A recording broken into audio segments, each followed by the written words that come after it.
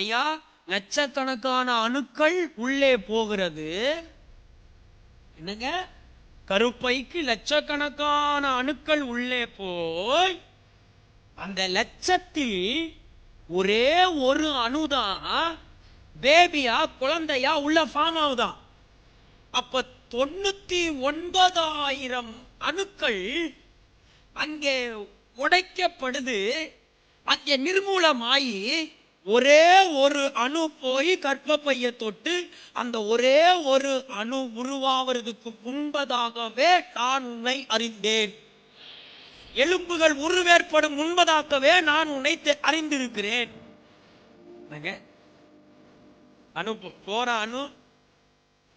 அணு இன்னான்றது சாமி இயேசு சாமியா பாருங்க. உள்ள போற அணு ஆள் உள்ள போயிட்டு இருக்க.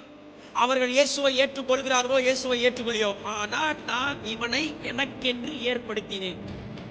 இவன் 20 ரட்சிக்கப்படுறானா, 30 ரட்சிக்கப்படுவானா, 40 ரட்சிக்கப்படுவானா, அல்லது பிறந்த உடனே இவன் தாய் தகப்பனார் இயேசுவை ஏற்றுக்கிட்டு இவன் வெளியே வரும் பொழுது என் சார்பில் வந்து விழுவானா, அது இரண்டாவது. ஆனா இவனை எனக்கென்று நான் ஏற்படுத்தினேன். இவன் குறித்த காலத்துல ரட்சிப்பின் அனுபவத்தை பெற்றுக்குவான். எனக்குன்னு ஏற்படுத்தின இவன் என் துதிய இப்ப இவனை எனக்குன்னு ஏற்படுத்தி இருக்க. இவன் என்னுடையவன். வேதம் அப்படித்தானே சொல்லுது. இவன் என்னுடையவன், இவள் என்னுடையவள், எனக்குரியவங்க. தாயின் கருவில் உருவாகும் முன்னே இவனை முன் குறித்தது நான் தான், வேறு குறித்ததும் நான் தான். எலும்புகள் உருவேற்படும் முன்னும் இவனை அறிந்தவனும் நான் தான். இவனா இப்ப வேணாம், வீட்டுல ஆல்ரெடி 3 புள்ள இருக்கு, 4வது புள்ள என்னத்துக்குன்னு மாத்திரை விழுங்குச்சு. முழுங்கின மாத்திரைய கூட இவனை போய் சேராம ஒதுக்கி விட்ட. ஆளு சாகாம வெளியே வந்தான். எந்திரிச்சு என்ன பாரு, இரவில என்ன பாரு. உனக்கு எப்ப எல்லாம் பிரச்சனைன்னு மாத்திரம் இல்ல, உனக்கு எப்பெல்லாம் தோணுது அப்பெல்லாம் கூப்பிடப்பா, அப்பான்னு கூப்பிடு.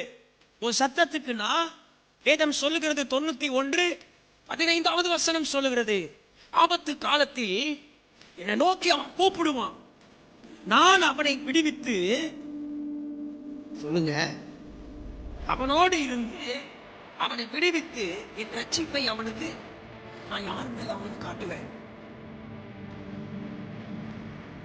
இந்த உண்மைதான் இன்னைக்கு நம்மள்ட்ட இல்லை என்று துக்கப்படுற பிள்ளைகள் தாய் தகப்பன்ட்ட உண்மையா இல்லை. ஒரு தாய்